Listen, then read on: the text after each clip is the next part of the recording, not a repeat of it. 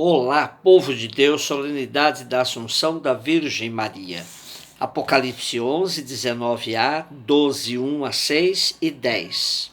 Apocalipse, como é sabido, serve-se de uma linguagem simbólica para retratar a conjuntura da Igreja no final do primeiro século, tempo de crescimento das perseguições às novas comunidades cristãs. Portanto, a mulher que aparece neste último livro da Bíblia é metáfora da Igreja nascente. Porém, é claro que há muito esses textos são usados fazendo referência a Maria.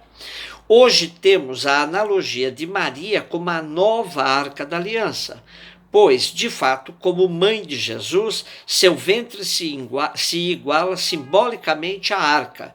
Pois, se a arca guardava os dados da primeira aliança, as tábuas da lei, Maria teve no seu ventre aquele que é, para as novas comunidades e para todo o cristianismo, a plenitude da nova e definitiva aliança.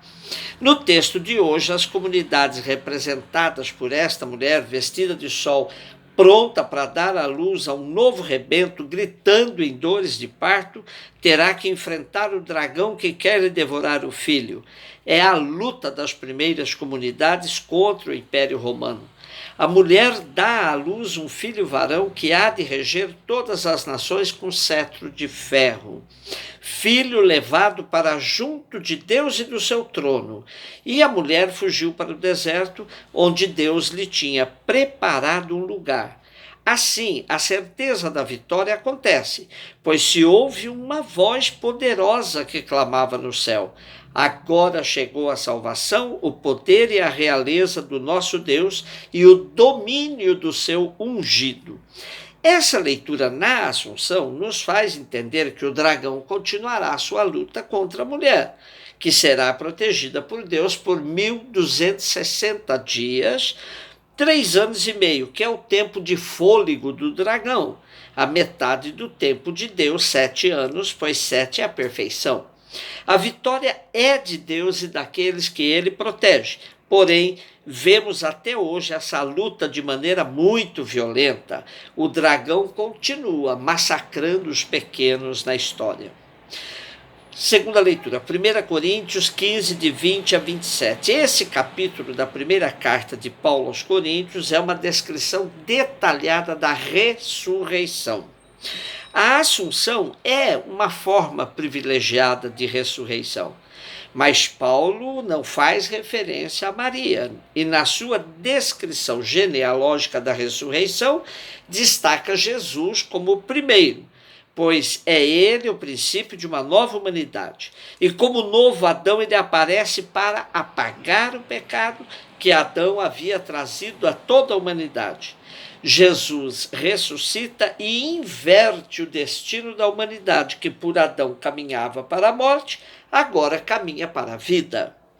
Analogamente, Maria é a nova Eva, a mulher que gera aquele que nos conduz para um novo caminho aberto pela sua vitória sobre a morte. A ressurreição é, sim, a vitória final sobre o dragão. Lucas 1, de 39 a 56. O Evangelho de Lucas é o que mais nos passa informações sobre Maria. E o trecho de hoje nos coloca frente a uma passagem muito conhecida, onde temos o encontro de 2 mulheres, 2 primas grávidas, e o encontro de 2 meninos nos ventres de suas mães com missões específicas. João Batista será o precursor daquele que virá para fazer a reviravolta histórica, onde quem está por cima cairá e quem está por baixo conhecerá a vitória. O Magnífico é o cântico de Maria, que apresenta um programa de ação que será assumido por Jesus, renovando o compromisso do Pai, que olhou para a humildade de sua serva e a fez bem-aventurada por todas as gerações. Nos inspiremos nas reflexões do cardeal Martini. O que nos diz ele? Qual o contexto desse cântico? Ele emerge das 2 anunciações, dos 2 anúncios do nascimento, o de João Batista e o de Jesus. Depois as 2 mães se encontram e deste encontro brota o cântico Magnífica. Portanto, Podemos perguntar qual é o clima psicológico deste encontro, qual a experiência psicológica de Maria no momento da anunciação.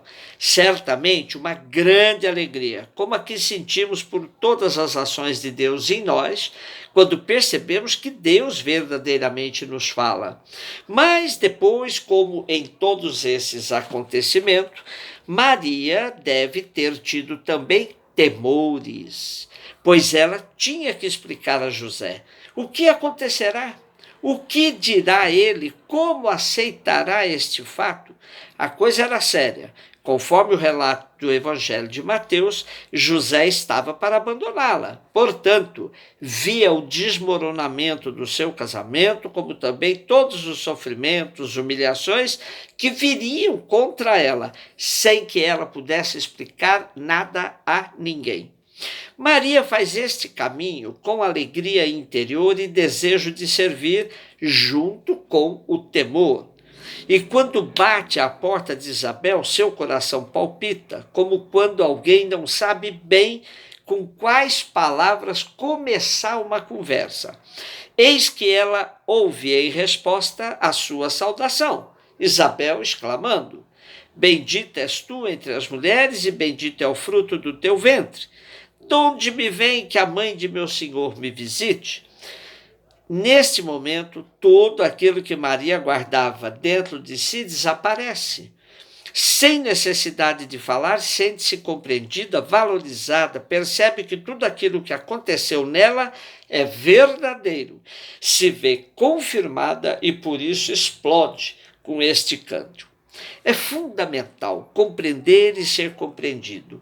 Faro que Nossa Senhora mesma experimentou e do qual nasce e brota o Magnífica.